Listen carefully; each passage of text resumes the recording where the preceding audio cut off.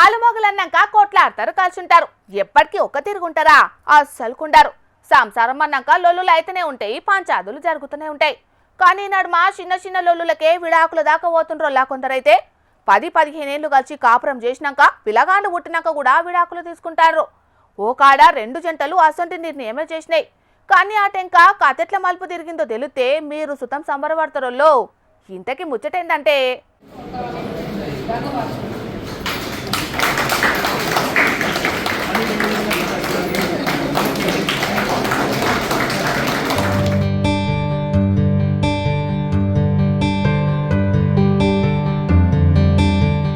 చూసిండు కదా, విడిపోదాం అనుకున్నోళ్ళు ముషిముషిగా నవ్వుకుంటా ఎట్ల దండలు మార్చుకుంటాన్రో. పెద్ద కోర్టు సుప్రీంకోర్టు తెచ్చిన లోక్ అదాలత్ కట్టుకున్న పుణ్యంగిరి. లోక్ అదాలత్ పేరిట పెండింగ్ కేసుల విచారణ జరుగుతాంది కదా.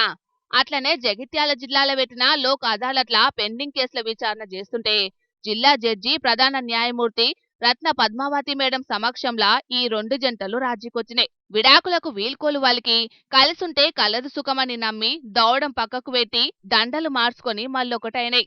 2 జంటలు దండలు మార్చుకుంటుంటే చూడాలి కోర్టు హాల్లా అందరు ఎంత సంబరపడ్డారో. కండ్లు విండుకుంటా ఏడ్చేటోళ్ళు ఏడ్చిండు, తూడ్చేటోళ్ళు దూర్చిండు, చేతులెత్తి చప్పట్లు కొట్టేటోళ్ళు చప్పట్లు కొట్టిండ్రు.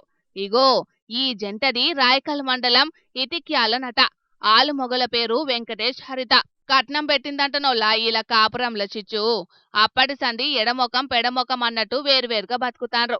ఇక లోక్ అదాలత్ ముచ్చట ఎట్లుంటదో ఎరికే కదా. అటోళ్లకు ఇటోళ్లకు రాజీ కుదుర్చి నచ్చజెప్పుట్లా దానికి సాటే లేరు. అట్లనే విడాకులు అనే కాడ మళ్ళా మామిడాకుల తోరణం కట్టేటట్టు చేసిండ్రు. ముస్తఫా షరీఫ్ సుల్తానా దంపతులది కూడా అదే కథ. వరకట్నం లొల్లులట, మెయింటెనెన్స్ కేసుల తిప్పలట, కోర్టు చుట్టూ నెలల కమానం తిరుగుతాండ్రట. కానీ అలా జరిగిన లోక్ అదాలత్ పుణ్యమా అని మళ్ళొకటైనరు.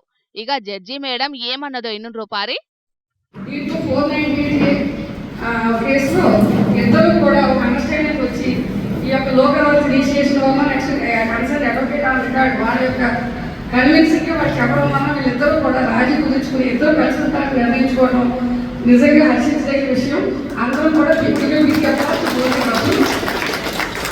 మీరు ఇవాళ నుంచి కూడా ఇద్దరు ఒకరినొకరు అండర్స్టాండింగ్ తోటి పిల్లలు మంచిగా చూసుకుంటూ హ్యాపీగా ఉండాలని చెప్తూ గిట్లా జడ్జి మేడం మస్తు ఖుషైంది. 2 జంటలను మస్తు మెచ్చుకున్నది. మంచిగా కలిసిండుండ్రని దీవనార్థులు కూడా పెట్టింది. ఎంతటి లొల్లులైనా రాజీ పడితేనే పరిష్కారం దొరుకుతుందని చెప్పింది మేడం. ఏదేమైనా కోర్టు కేసులల్లా అయ్యే జాప్యం చేయంగా న్యాయం దక్కుతలేదని కొందరు తన్లాడతారు కదా. ఆ జాప్యం చేయంగానే ఈ 2 జంటలు మళ్ళా కలిసినయోల్లా గిట్లా. లేదంటే క్షణికావేశంలా గప్పుడే కాపురాలు కూలిపోయాయి. అందుకే అంటారు ఎంతటి గాయమైనా కాలం మాన్పుతుందని. దేనికైనా ఓపిక కావాలలో. ఏమంటారు?